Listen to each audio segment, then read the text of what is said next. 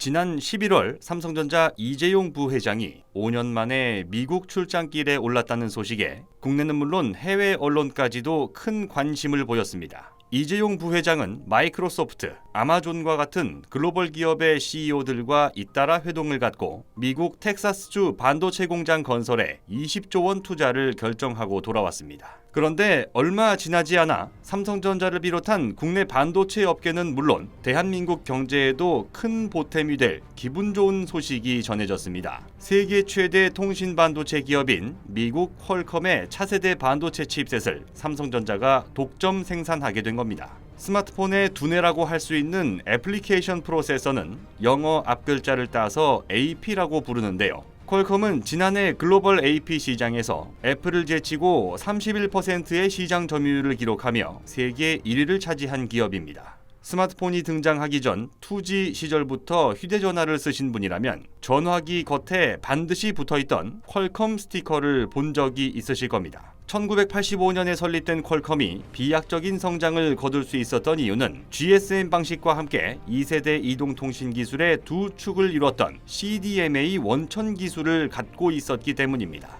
1996년 SK텔레콤이 전 세계 최초로 CDMA 상용화에 성공하면서부터 퀄컴은 돈방석에 앉게 됐습니다. 이동통신 기술이 2세대에서 5세대까지 진화하는 동안 퀄컴은 줄곧 세계 최고의 자리를 지켜왔습니다. 하지만 자체 설계 기술을 기반으로 단번에 2위로 치고 올라온 애플의 위협을 막아내는 것이 점차 버거워지고 있다는 분석이 나오고 있는데요. 그러자 퀄컴은 이전까지와는 차원이 다른 차세대 칩셋 출시를 결정하고 그 첫 번째 제품 생산을 대만의 TSMC가 아닌 삼성전자에게 맡긴 겁니다. 퀄컴이 얼마나 야심차게 차세대 칩셋을 출시하는지는 이름만 보아도 쉽게 알 수 있습니다. 퀄컴은 자신들의 모바일 프로세서 스냅드래곤 뒤에 810, 888과 같은 세 자리의 숫자를 붙이는 것으로 칩셋의 이름을 정해왔는데요. 그런데 이번에 삼성전자를 통해 나오게 될 칩셋의 이름은 스냅드래곤 8 젠 1이라는 새로운 방식으로 지어졌습니다. 1세대 스냅드래곤 8은 중앙 처리 장치와 그래픽 처리 장치 등이 하나로 통합된 단일 칩의 형태로 구성됩니다. 퀄컴은 지난 11월 30일부터 이틀간 미국 하와이에서 스냅드래곤 테크 서밋 2021 행사를 개최했습니다.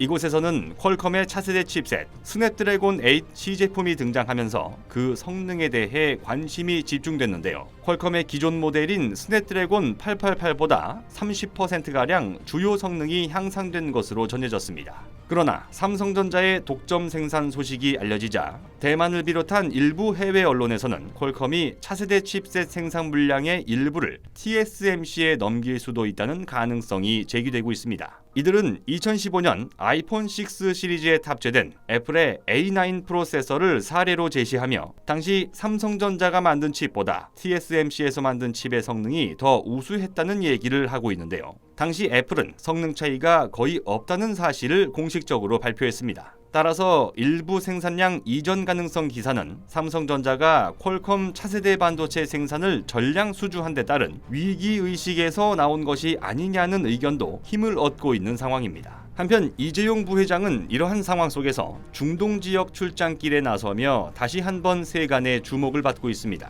중동은 반도체와는 직접적인 관련성이 없지만 이번 퀄컴 수주와 무관하지 않은 것으로 분석되는데요. 바로 통신과 건설입니다. 이 부회장이 방문한 아랍에미리트는 오는 2025년까지 90%의 5G 보급률 달성을 목표로 하고 있습니다. 게다가 1973년 삼환기업의 고속도로 공사 수주를 시작으로 한국 건설사의 주요 활동 무대가 중동이었기 때문에 대규모 건설 인프라 수주가 곧 있을 것이라는 기대감도 높아지고 있습니다. 국정농단 사건으로 2년 6개월 징역형, 프로포폴 불법 투약으로 7천만 원 벌금형을 선고받은 이재용 삼성전자 부회장은 삼성물산 제일모직간 부당합병과 삼성바이오로직스 분식회계 혐의로 아직 재판을 받고 있습니다. 또 다른 형이 확정되고 이 부회장이 추가적인 처벌을 받는가에 대해 많은 관심이 몰리고 있습니다만 그보다 더 중요한 것은 세계 최초 상용화에 성공한 한국의 5G 통신 기술입니다.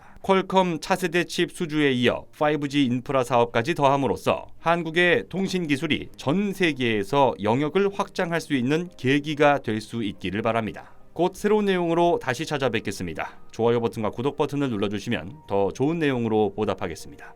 감사합니다.